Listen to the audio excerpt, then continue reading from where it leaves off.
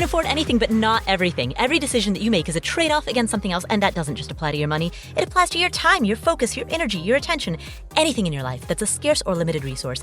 That leads to two questions. Number one, what matters most to you? Number two, how do you make daily decisions in accordance?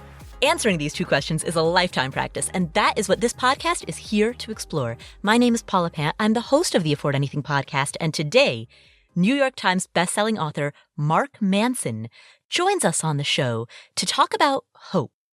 Mark Manson is best known as the bestselling author of the book The Subtle Art of Not Giving a F***. That book became a massive runaway bestseller, and on the heels of that, he has published a follow-up called Everything is F***, a book about hope. Now, contrary to what the title might imply, this is not a book about nihilism. In fact, it's against it. This is a book about how to build hope. What are the attributes that we need, such as autonomy and community, in order to have a sustainable sense of hope? I wanted to talk to Mark Manson about these concepts that he discusses in his book and how these concepts can apply to an early retirement framework. So Mark and I talk about how these concepts can fit into somebody's life if that person is on the journey to financial independence or has aspirations of an early retirement or has retired early. How do some of these bigger ideas that he discusses, how do they apply within the financial independence, retire early community? So Mark joins me on the show to discuss these ideas. Here he is, Mark Manson. Hi, Mark. Hey, Paula. It's good to be here. Thank you so much for coming on the show. I would like to talk to you about how to be an adult, because it's something that I think, well, I certainly haven't mastered. I don't know if many of us have. So let's chat about this, because you talk about this in your latest book, which is called Everything is F***. And the book starts off with the premise that hope is the only thing. It is anything that we imbue with meaning. It's a book against nihilism. And in order to build hope, we need three things. Can you elaborate on what those three things are? So I make the argument that we need hope to sustain ourselves psychologically. And hope is, I basically just define hope as something to look forward to, something valuable in the future. If we don't feel like we have anything valuable in our future, then we lose hope and we see no point of getting out of bed in the morning. So the way we create hope in our minds is that we need to find something that we believe is important. We need to believe that we are capable of achieving that thing that is important, that we have enough control over our lives to reach that important thing in the future. And then finally, we need to have a group of people or a community around us who share in our hopes. Because if it's just us by ourselves, then it becomes very lonely and depressing. So these three human needs kind of drive or motivate a lot, pretty much all of our actions and our desires in our lives. So a sense of control or autonomy, a belief in the importance of something, and a community around it. When I hear those three things, it strikes me that, a big part of this audience is aiming for early retirement. And a lot of the questions around that are what do we do when work isn't the primary focus of our day? And those three things, autonomy, importance, community, sound like foundational principles for figuring out what's next. Absolutely. It's funny, there's a little bit of a paradoxical thing with hope, which is kind of the main focus of the book. Let's take a lot of your listeners, for example. They have this hope of retiring earlier, becoming financially independent, gaining this freedom and control over their lives. That hope gets them up every day, motivates them, inspires them, brings them joy, brings them frustration for years and years and years. Mm-hmm. And then one day you hit that dream, you do retire early, you are financially independent, and there's kind of this great feeling of, I did it, of accomplishment. By achieving what you hoped for, now you don't know what to hope for. You kind of go back to square one. Okay, you wake up, you're retired. Let's say you're 40 and you're retired. There's this, now what? Oh crap, I didn't think about what happened after what I hoped for. And so we have to start this process all over again of like finding some new vision for the future, some goal that we can work towards, some group or community that can help us get there. And so it's kind of this never ending cycle in that way, if that makes sense. Absolutely. As you say in your book, the thing that will kill a dream is achieving it. Yes, absolutely. And it's funny because my first book, The Subtle Art of Not Giving a was hugely successful. It sold millions of copies, was number one New York Times, all this stuff. And it was very unexpected. I kind of had this idea in my head that I was going to have this career as an author. And over the course of 10 or 20 years, I'm going to put out book after book and slowly like climb my way up the ladder. And eventually 20 years from now, I'll accumulate a lot of these goals and a lot of this success. But that book was so successful, it knocked out all those goals in like 2 months. and so I actually ended up with this period of 6 or 8 months just kind of sitting around being like, well, what the hell do I do now? Wait a second. This goal for myself was supposed to sustain me for decades, and like it made it about a year. And, now I'm sitting around playing video games all day, not knowing what to do with myself. So in a weird way, there's something about getting what you want that is actually psychologically difficult. And I think that's something that doesn't get talked about very often. So I wanted to write about it. How did you push through that? I mean, forgive me for putting it so bluntly, but when something like that happens, there is the risk that your greatest professional achievement is behind you. And Absolutely. That's quite a mind fuck. Yeah, it's terrifying. I hit that at 32, 33. And so this idea of like, all right, guess what? You got 30 years of books in front of you and none of them are going to do as well as that one did. It's actually very demotivating. Mm-hmm. For me, ultimately, it came back to finding some new challenge in my life. In Subtle Art, I talk about metrics of success. So we all have our own definition of success. Mm-hmm. For some people, it's being famous. For other people, it's having a family and a nice house and financial security. For other people, it's owning a yacht. But we all have our own little definition inside of ourselves for what we think success looks like. And when you achieve that success, something has to happen. Because once you arrive at your goal or what you had hoped for so long, you don't have anything to chase after anymore. But psychologically, we need something to chase after. As humans, like we're not happy unless we're chasing after something. And so we need to construct some new metric of success for ourselves. And that's actually very difficult because it forces you to take this thing that had defined your life and defined yourself for so many years, and you have to throw it away. You have to decide, okay, well, my definition of success is no longer being a best-selling author, even though that drove me for 10 years of my life. I need to find some new definition because that's what's going to get me up in the morning. That's the vision of the future that's going to get me excited.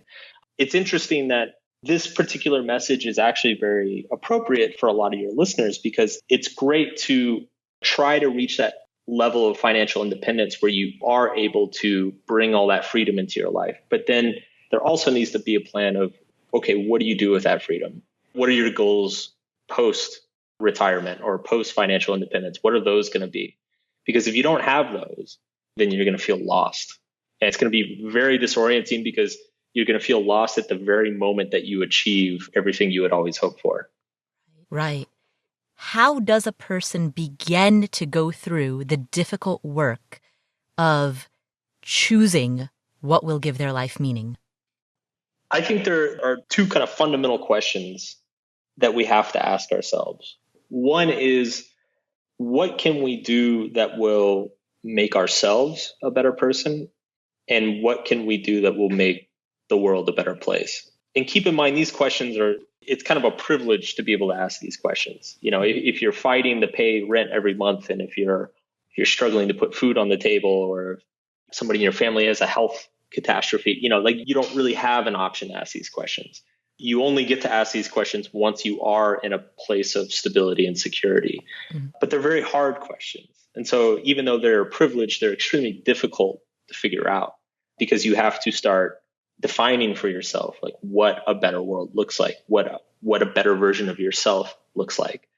There's a long process of searching and trying things out, testing things, seeing if that works, kind of dipping your foot in the water before you kind of stumble upon something that both A, feels incredibly valuable and important to the world, and B, is something that you are good at and enjoy doing.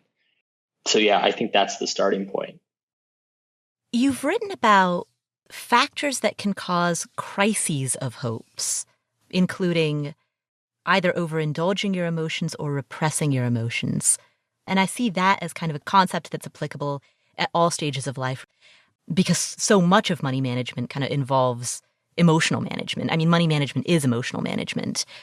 Can you talk about both of those factors, both overindulgence and repression, and how we can better develop emotional mastery that we can bring to all areas of our lives? Sure. It's a big question, I know. It is a really big question. How do I develop emotional mastery, Mark? In 30 seconds. No. You brought up a really good point, which I actually make towards the end of the book, but I feel like it's a point that's not talked about enough, which is that money is really a reflection of emotion. Like if you think about what people buy or what people spend their money on or why people save, like it's ultimately the motivations are emotional in nature. They're either trying to make themselves feel better or they are trying to protect themselves and prepare themselves. I think for a long, long time, most of the advice around how to kind of manage your emotions was very much in the camp of just push that down and pretend it isn't there. Try to exact as much control over yourself through mental effort and sheer willpower until it's not an issue anymore. We discovered a few decades ago that that's not very healthy. Like if you're denying a lot of your feelings and impulses and insecurities, they always have a way of coming back and biting you, and usually in a way that you didn't expect or see coming. So at the end of the day, we need to be honest that we're emotional creatures. Mm-hmm. We make our decisions emotionally. What we choose to use our money for is very emotional. And so if you have money problems or any other problems that revolves around self-discipline or self-control, that is an emotional issue. Mm-hmm. And so it should be addressed as an emotional issue. The two examples you brought up, the two varieties of kind of the overindulgence of emotion and then the repression of emotion, in my mind, these are kind of two sides of the same coin. You know, people who overindulge in their emotions, they're essentially slaves to their emotions. They give up their self-control and just go with whatever feels good.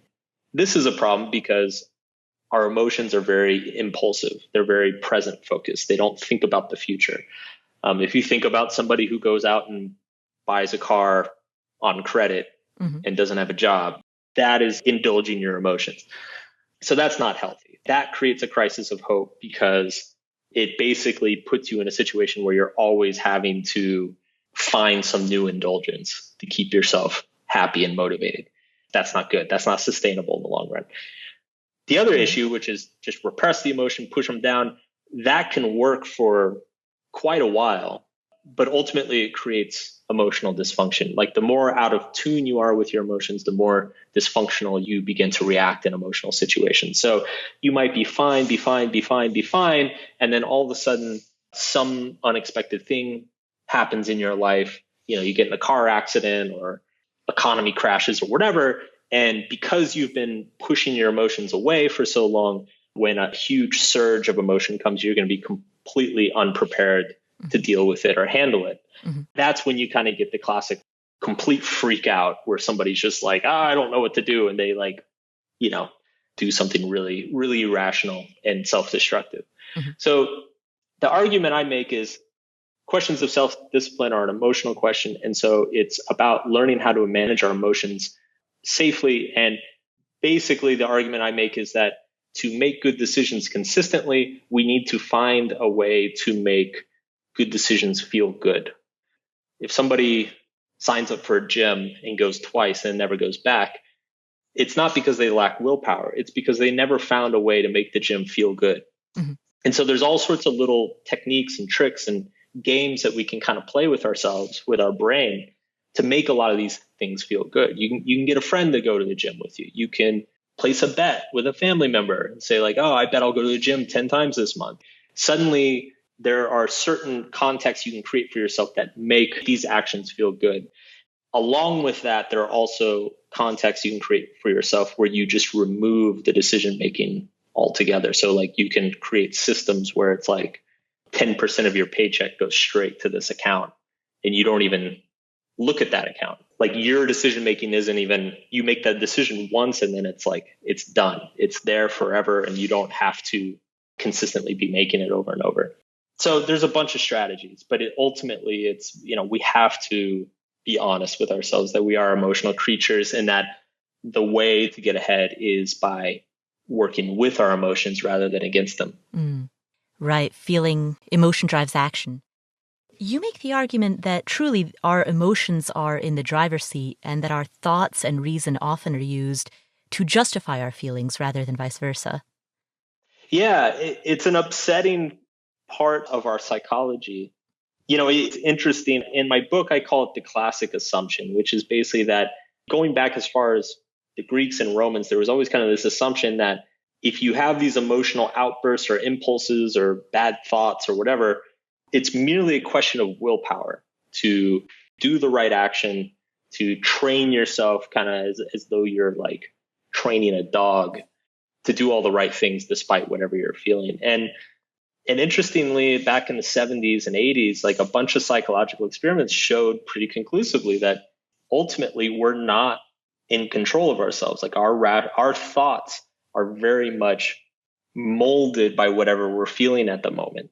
We're not really capable of being objective about our own lives or our own decisions or anything like that. And I think most people have kind of experienced this. Like I travel a lot for work, and it's funny because sometimes I'll travel to a city and I'll be in a really bad mood, or like maybe I had a fight with my wife or something, and I'm like, oh man, this city sucks. I don't like this place. And then I go back like a year later and I'm in a really good mood and things have been going really well. And suddenly I'm like, man, this city's really awesome. Like the city hasn't changed. it's just in one scenario, I'm in a crappy mood, and in the other one, I'm in a really good mood. And so it's my thoughts and my perceptions shape themselves to match what I'm feeling in that context. Right. And so we can harness this power to our advantage by knowing that our perception of whatever life we've constructed for ourselves is subjective, and we can choose to enjoy it if we want to. Yeah. I think it's the awareness that we're kind of playing this game with ourselves, that these stories that we're inventing in our heads are just that, they're stories. They're not necessarily reality. And that a lot of our beliefs and our assumptions that we develop are irrational and self-serving. And so you can't really fight against it until you recognize that you are doing it. And so a lot of my work is very much involved in kind of showing people these little head games that we play with ourselves so that they can be more aware of them and better act against them. Now, given the fact that feelings and emotions are in the driver's seat of our lives, for better or for worse, how do you square that with this whole notion of becoming an adult or learning how to become an adult? Because what you write about is how, children act for the sake of pleasure. They won't touch a hot stove because that is painful. They will eat a full carton of ice cream because that's pleasurable. And as you move through life and as you become an adult, you supplant pleasure with principles. But how do we make that transition given that even as an adult, ice cream is still great? The way you do that is the principles become more pleasurable. So let me back up and explain kind of the framework, the way I write about maturity and growth and development. So when we're all kids, and anybody who has kids has observed this, that kids don't really think ahead. Kids are impulsive. They are very self-serving. If they want the ice cream, they want it now, and they want it because it tastes good, and they don't want to negotiate or bargain or figure anything out. What happens is as they start to grow up, they start to experience failure of that. Let's call it the pleasure principle. It's like they want whatever they want just because it feels good. As they start to grow up, they start to realize like, oh, wait, if I just take the ice cream out of the fridge, mom gets really mad at me. I feel sick afterwards.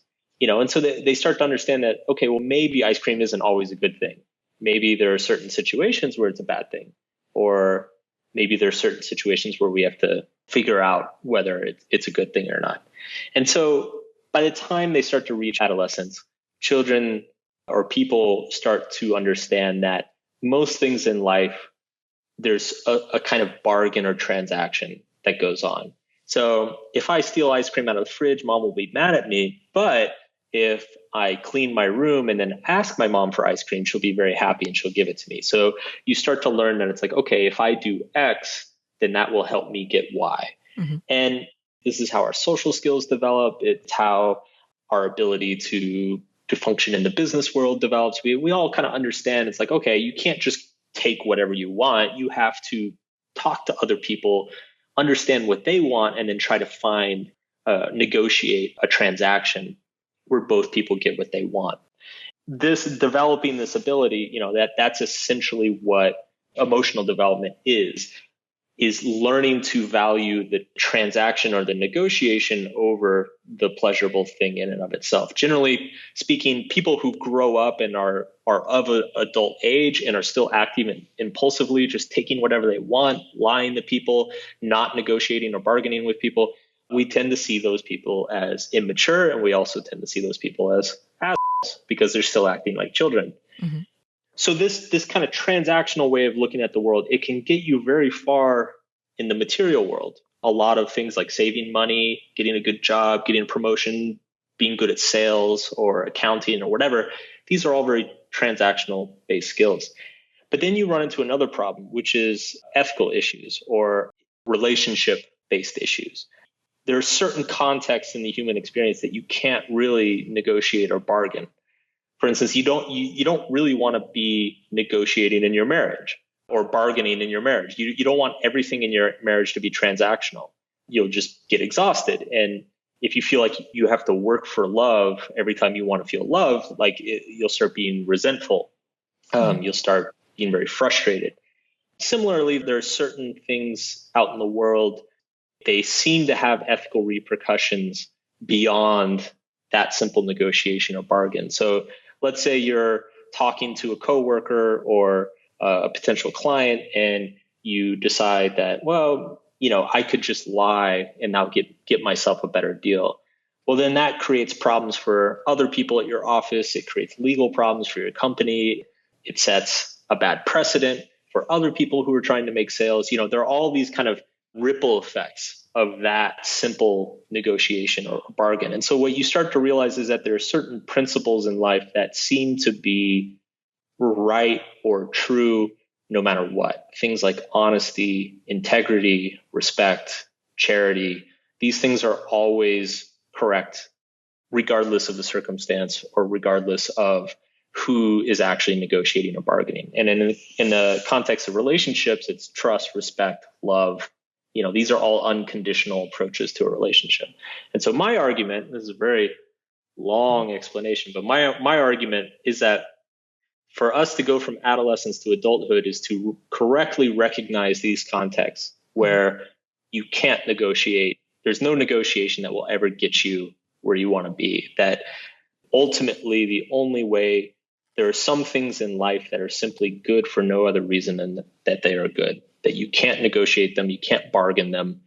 And ultimately you have to develop the ability to choose them, even when it goes against your desires, even when it goes against your own self-interest. That is what adulthood is. The ability to have an honest conversation, even though it's going to make people feel uncomfortable. The ability to not take the money out of the wallet sitting on the street, call the person back, even though nobody would really find out. Ultimately, the way to evolve past this kind of transactional view of the world is to start taking more pleasure from the simple principle of living out these values or what the Greeks called virtues, rather than always looking for your own self-interest. So to bring this back to money, one way to think about it is, a child will just spend the money because it feels good. Saving just won't even make sense to them. An adolescent will maybe save up for a car, save up for a house, save up for whatever. But in the back of their head, it's still transactional. It's still, it's money is meant to get something in return. So I'm just going to try to get the best thing I can find, and I'm going to try to get as much of it as I can find. Whereas I think the adult approach to money is this idea that money is just a form of value, and you can use that money to create more value, whether it's today or tomorrow or 10 years from now. It's not about getting stuff. It's about earning money by creating value for people and then using that money to create more value for yourself. And that process in and of itself is pleasurable. It is satisfying. It feels good to invest your money and see it grow X% over Y number of years. It feels good to put money into an account for your kid's school or whatever. So that is adulthood, is developing that investor mindset rather than just a spender mindset. Does that make sense? That absolutely makes sense, in that what I hear you say is that the adult framework for understanding money is that money is a physical manifestation of your values and to treat it accordingly. Absolutely. There's that classic book, Rich Dad, Poor Dad. I think he draws that dichotomy of the poor dad mentality is like money is meant to be spent, and the rich dad mentality is money is meant to create more money. I think I would just take that and exchange the word money for value. So an adolescent mindset is I'm going to take the value that I have and exchange it for some other value. Whereas an adult mindset is I'm going to take the value that I have and try to multiply it and create more value for both myself and the world. Right. And to be able to do that, to be able to take pleasure in a principle-centered life is essentially the definition of adulthood. Yeah, and it requires, one way to think about it, children, their decisions are based on finding pleasure. The adolescent is willing to sacrifice pleasure for the sake of a good transaction, a good bargain. And then an adult is willing to sacrifice a good bargain for the sake of just the principle. So it's the adult is willing to overlook their own pleasure and their own self-interest for the greater good and for what's going to add value to the world. An adolescent is just interested in its own self-interest, is always trying to find the best deal for themselves. And so it's growing through these stages.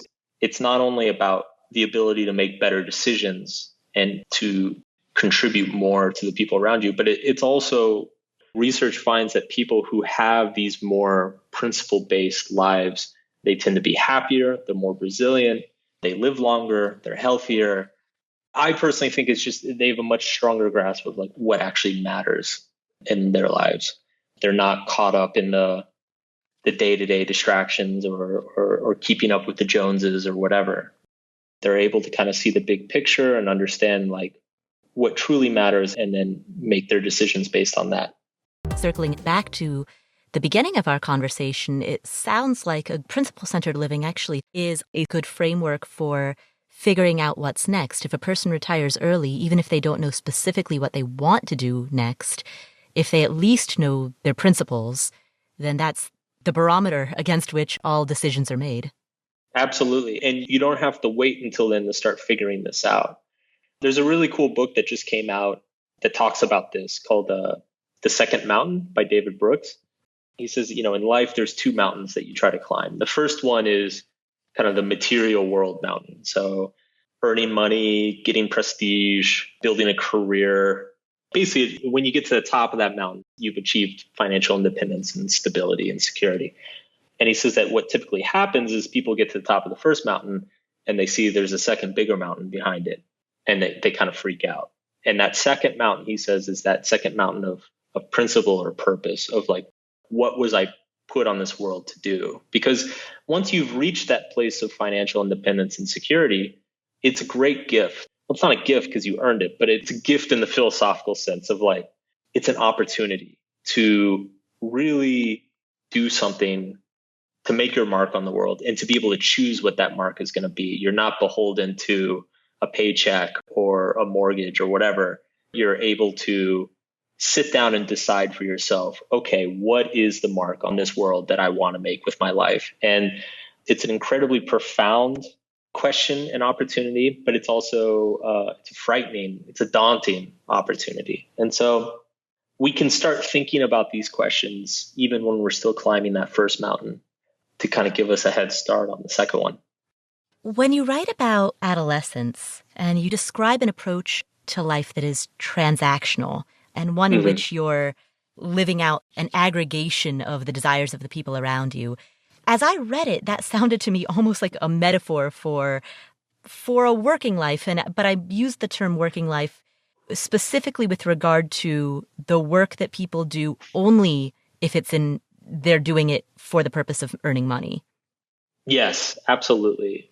And I think this is what is so soul destroying about, the 9 to 5. Like if you're just in a job for the paycheck, because you are not using your time on anything that feels directly important to you, you're bargaining your own time or your own life for the desires of others.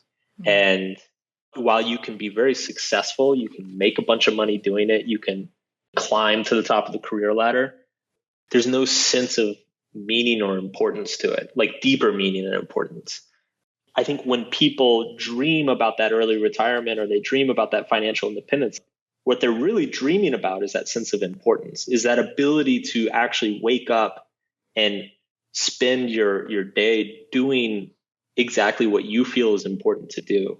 And that's not incompatible with the work world. That's not incompatible with a 9 to 5 job, but it is very difficult to find in a 9 to 5 job. So it's a hard issue, and it's something that each individual person is going to struggle with or have to figure out for themselves. And if you are, due to circumstance, at least for the moment, in that position where you know you're going to be in that 9 to 5 for maybe another 10 years, how can you develop meaning in your life given those constraints? Well, what's interesting is there's actually some research on this, and they found that people who find their jobs meaningful, it actually doesn't map out the way you would expect it. Like if you did a survey of people about like how meaningful they found their jobs, like you would expect like EMTs and doctors and stuff would be like at the top, and police officers and firemen and all this stuff. And at the bottom would be like secretaries and paper pushers. But what's interesting is it doesn't pan out that way at all. When they research like what actually makes people feel that their work is meaningful, a lot of it comes down to two things. And it's surprising how simple they are. The first one is how good they are at it, and how observable is how good they are. It could be somebody as simple as like a school counselor. If they know they're really good at their job, if they like have really good rapport and engagement with the kids, they end up having a very satisfying profession. There's a really cool book by a guy named Cal Newport called So Good They Can't Ignore You. And basically he makes the argument that he's like, everybody is worried about finding a job they think is important and then they'll get good at it. And he says that actually the evidence suggests it's in the reverse, is you get good at something and then it starts feeling important to you. Right. That's the first point. The second point is perspective, and it's what you're choosing to compare yourself to. In that same book, he talks about a few examples of regular administrative people. A lot of them have very high levels of job satisfaction. And so he went and interviewed some of them. And I think he interviewed a 60-year-old woman at a university who like literally her whole job is just like answering the phone and like passing papers along. And he's like, well, what is it that feels so satisfying about the work you do? And she said, I'm basically the oil in the machine of the university. She may not be as smart as the dean or as not a professor, and she's not in charge of the athletics or whatever. But if she's not there, none of those things run. And she said that she always remembers that. Like that's what she thinks of when she thinks about going to work. And so a lot of it is just comes back to that metric of success. Like, how are you choosing to define success for yourself? Is it purely money? Because if it is, then you're going to be severely limited out of the gate. Is it prestige? Is it attention? We all have to make that decision of how we're going to see success, like what that word means, success. And the way we define it for ourselves dictates what our relationship with our work will ultimately be. So what I'm hearing you say is that if you are currently in a job that you are just doing for the paycheck, reframe it such that you find both meaning and mastery. Yes, because there's no job on earth. Like every job exists for a reason, and it may be very far removed from what you're doing with your day-to-day life, but somewhere down the line, somebody's benefiting from the work you do. And sometimes that benefit is very intangible or hard to pinpoint. It's like the oil in the machine of the university. It's if she just thought of her job as like, well, I just send emails and answer phones, like that's pretty soul destroying. But when you reconceptualize the work you're doing and you think about the benefits that are reaching different people, then it starts to become more meaningful. When you try to reframe something, what do you do when thinking mind understands the value in this perspective shift, and at a cognitive level, you've completely bought into it, but emotionally, you just don't buy the narrative yet? How do you just keep repeating it to yourself until you buy it? I've found that usually you'll have an emotional response. Like, so when you kind of reframe or rewrite that narrative that you're telling yourself, when you come upon a powerful one, it's powerful because there is an emotional response. You can't logically argue your emotions into feeling. You can't be like, emotions, you're wrong for being angry right now. Like it doesn't work that way. Your emotions are going to be what they are. And so I think it's more about you just have to keep trying on different narratives of meaning and different stories until you find one that feels powerful. It's like, oh yeah, I am the oil that runs the machine around this place. Like, man, they'd be screwed without me. And you know it's powerful because there's that kind of, it lights you up when you think about it. One of the concepts that you talk about towards the end of your book, you talk about hedonic adaptation. You describe how no matter what we achieve, our minds are just going to recalibrate to expect what we have, which means that then we start the journey all over again. How do we navigate decisions knowing that hedonic adaptation is our natural inclination? This is why living based on principles is so important, because we do have hedonic adaptation, which is basically that. Just to give a really simple example that I think everybody can relate to is you've got this idea. You're like, if I could just get a raise at work, I'd be so happy. And then you get a raise at work. It's like, well, if I get more vacation days, I'd be so happy. Then you get vacation days. Like, well, if I could refinance my house, I'd be so happy. And then you refinance, and it just goes on and on and on and on. And every kind of win we experience, we kind of go back to this baseline level of mild dissatisfaction.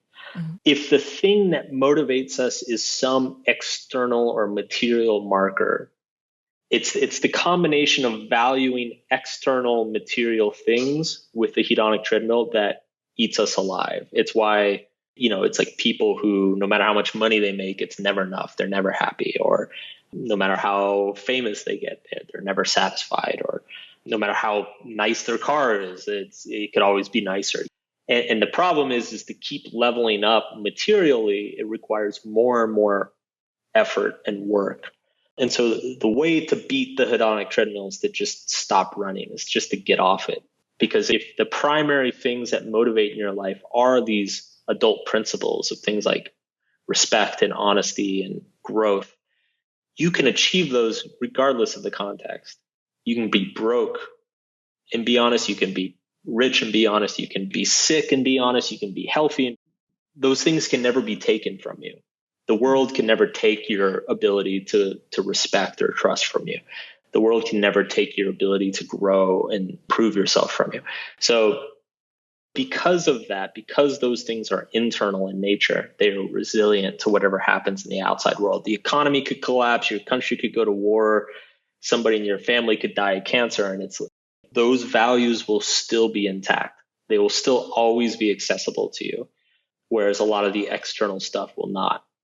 So to a certain extent, at the end of the day, your principles are all you have. Yes. They're the only things that are truly yours. It's funny, actually, I was just in Australia and I got a note from, I'll spare the long story, but it's basically a guy who's in prison. He's in prison under very dubious circumstances. He's foreign national, he's accused of a crime, and there's all sorts of issues that he basically can't get a trial. So he's just stuck in this prison for years on end for something that he has no control of or he didn't do. He sent me an email and he said that he was reading Subtle Art, and there's a part in the book where I talk about how no matter what happens to you, your ability to choose how to see things is always there. And I gave some pretty extreme examples, like people who survive war, people quadriplegics, like all these crazy scenarios. And he said, he's like, I've been living in this kind of judicial nightmare, and I've been in prison and I'm by myself 23 hours a day. And he said, I read that and it was like somebody put a window in my cell, like, because he realized he's like, there's a freedom in my mind that can never be taken away from me. No matter what happens, I always have that ability to choose how I see things. For me, I think that is the primary importance of our lives, is that there's that inner freedom that is always there in every moment. No matter how we feel, no matter what's happening, boss yelling at us, whatever, it's always there. And maybe that sounds a little bit wishy-washy and philosophical, but the darkest moments of my life, that has been very true and powerful to me. Oh, that doesn't sound wishy-washy at all. I mean, I cover financial freedom, and the more you dive into that topic, the more you realize that financial freedom is only an external set of circumstances that is not nearly as important as inner freedom. Oh, absolutely. It's interesting because I started my career, I was extremely broke, and now I've sold a lot of books. So I am financially very well off and like in a very secure position. And it's interesting because I still worry about it. You would think that you just hit a dollar amount that you stop worrying about it. And my experience is you don't, because now there's an anxiety of losing it. It's like, well, what if the stock market crashes? Or what if the real estate market crashes? Or what if there's all these things that can happen to you. And I talk about this in the new book.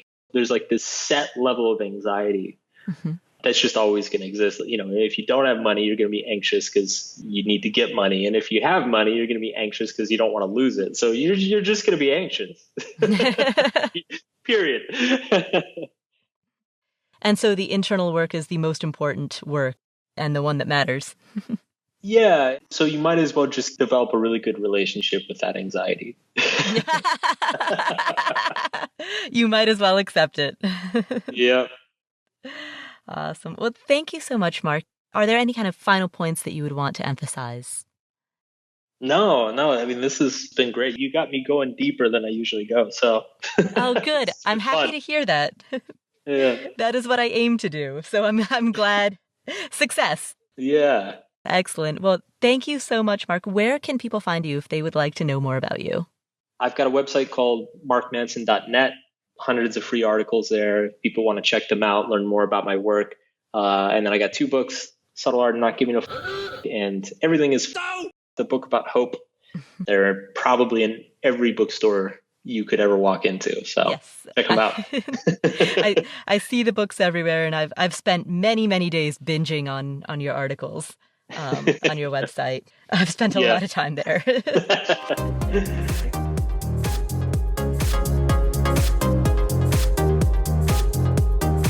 Thank you, Mark, for spending this time with us. What are some of the key takeaways that we got from this conversation? Here are 5. Number 1, there is a paradox related to hope.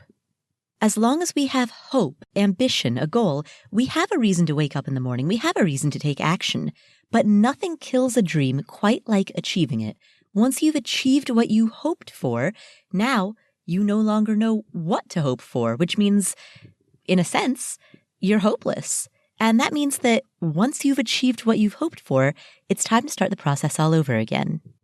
Let's take a lot of your listeners, for example. They have this hope of retiring earlier, becoming financially independent, gaining this freedom and control over their lives.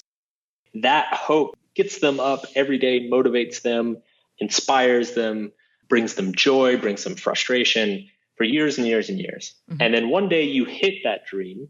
You do retire early, you are financially independent, and there's kind of this great feeling of, I did it, of accomplishment. By achieving what you hope for, now you don't know what to hope for. And so if your goal is to reach financial independence or retire early, that goal cannot be the end goal in and of itself. There is life after FIRE, and that needs to be at the forefront of your mind as you're on the journey towards it. What do you want your life to look like after you retire? And how can it look more that way now? find that and hold that as your true north, as your reason for getting up in the morning. Find your tribe there, or talk to other people in the FIRE community. What plans do they have? Ultimately, financial independence in and of itself is not a goal. Financial independence is a tool that can allow you to do amazing things. What are those things? Identify that, and your hope can be stronger. So that's key takeaway number 1. And Mark's next point ties into this quite well. His next point is key takeaway number 2. Find the intersection between what will improve the world and what you're good at.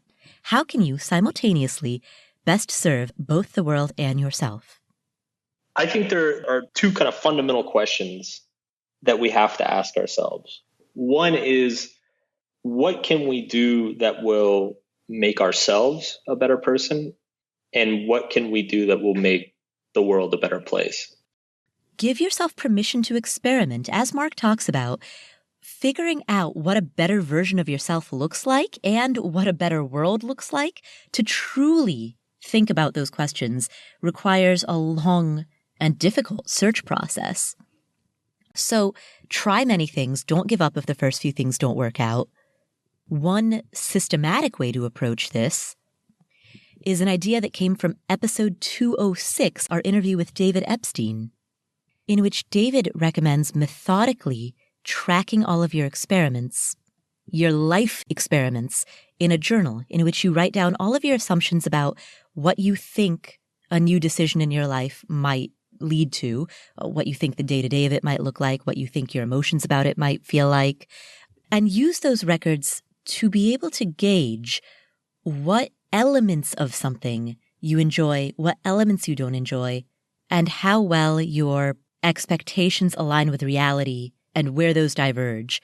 The point that David Epstein made in episode 206 is that by writing all of this down, essentially by keeping a log, you're better able to have a record of the process, which allows you to better evaluate that process.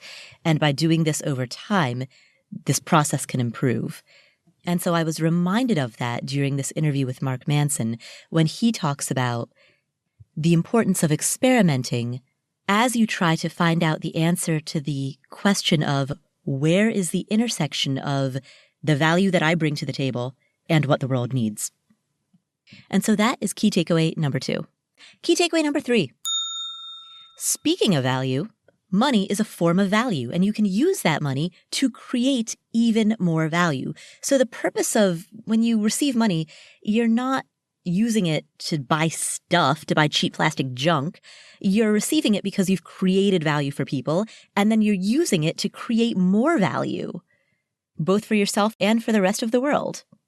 The adult approach to money is this idea that money is just a form of value, and you can use that money to create more value, whether it's today or tomorrow or 10 years from now. It's not about getting stuff.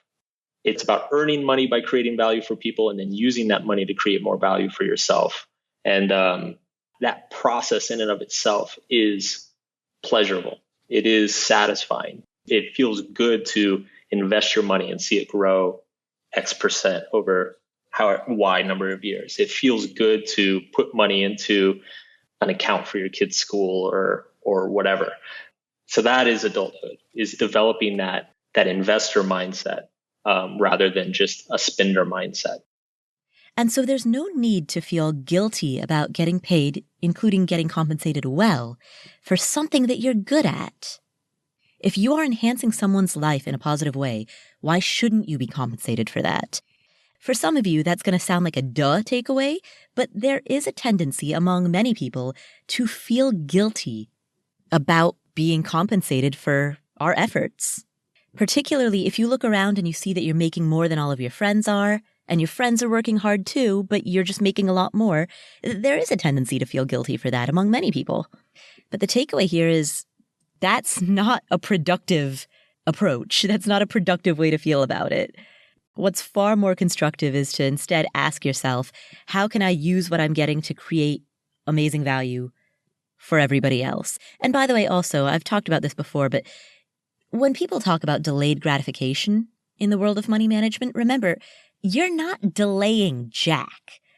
Investing your money is inherently gratifying. It is inherently gratifying to watch your balance in your portfolio grow. That is worthwhile in and of itself. So there is, I believe, no such thing as delayed gratification if you are genuinely into growing your net worth. The concept of money being an expression of value and the concept of money management being inherently gratifying. Those two concepts are both tied into our third key takeaway. Key takeaway number 4. Leading a principle-centered life is likely to make you happier and more resilient.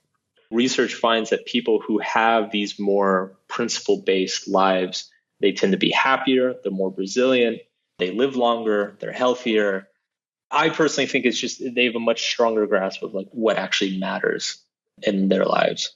They're not caught up in the day-to-day distractions or keeping up with the Joneses or whatever. They're able to kind of see the big picture and understand like what truly matters and then make their decisions based on that.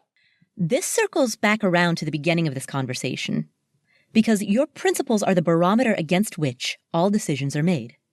And remember how at the beginning of this we talked about how financial independence in and of itself isn't a goal, it is a tool that allows you to do amazing things. So what are your principles? What are your values? What are your priorities? What are those things that you want to do that FI will enable?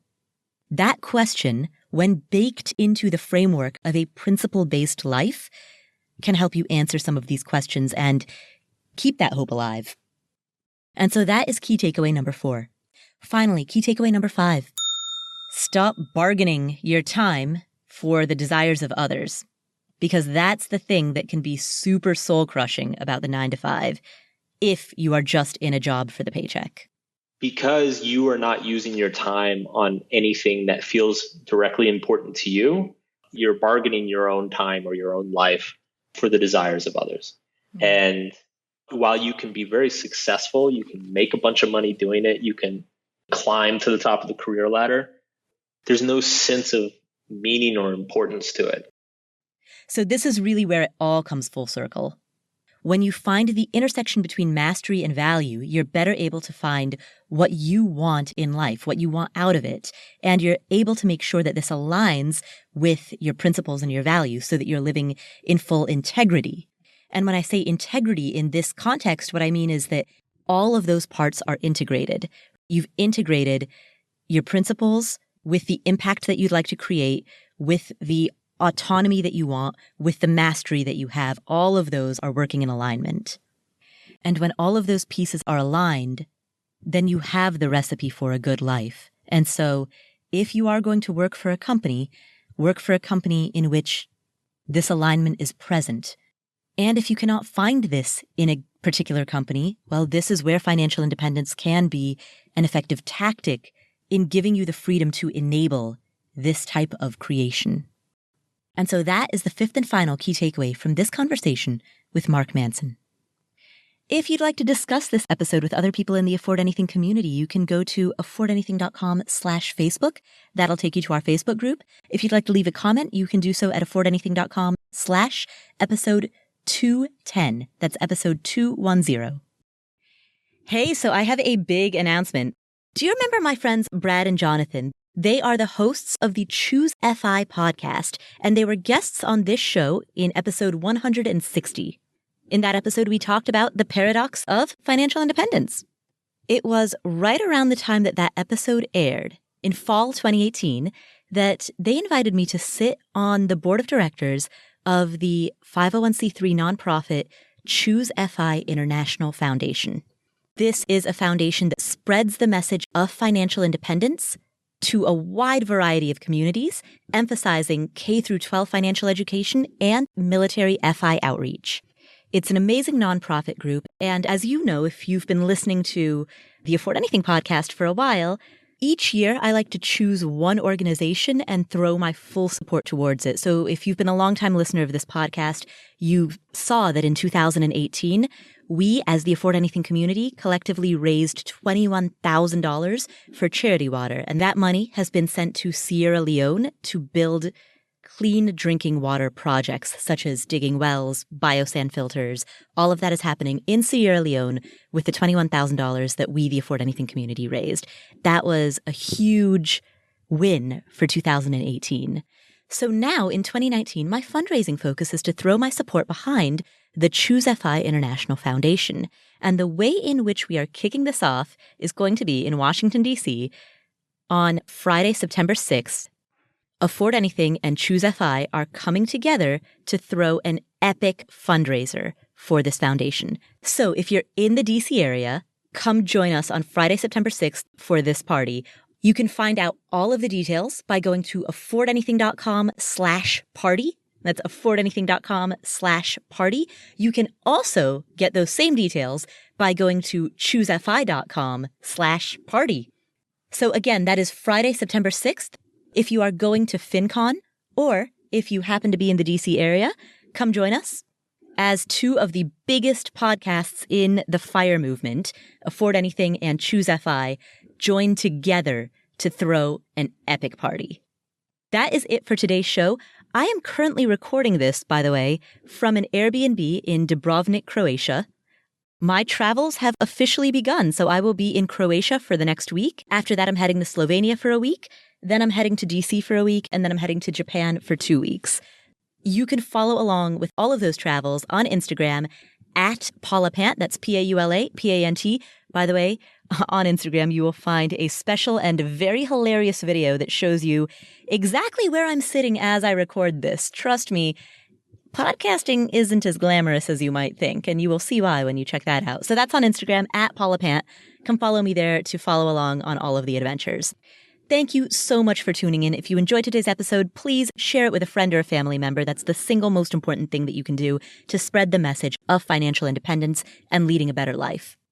Don't forget to follow or subscribe to this show in whatever app you're using to listen to podcasts. And don't forget to leave us a rating or a review in your favorite podcast playing app. As of the time of this recording, we have more than 1,700 ratings on Apple Podcasts. So please help us get to 2,000 by the end of the year. Thanks again for tuning in. My name's Paula Pant, and I will catch you next week.